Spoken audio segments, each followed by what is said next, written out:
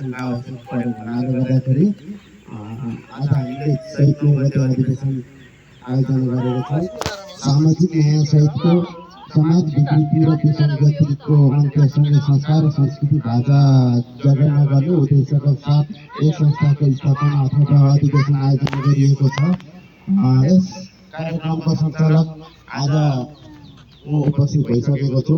म जसबहादुर तामाङ, म लिटन नगरपालिका वडा नम्बर 9 बासिन्दा। यस कार्यक्रमलाई विधिवत रूपमा सञ्चालन गर्नको लागि सबभन्दा पहिले मैले छोटो गरेर मैले कार्यक्रम सञ्चालन गरेँ। सबैको आफ्नो आफ्नो काम हुन्छ होइन।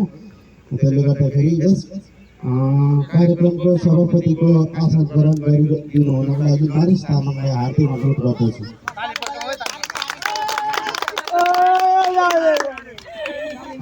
हाम्रो बाजे चाहिँ प्रमुख अतिथिको आसन ग्रहण गरिदिनु हुनको लागि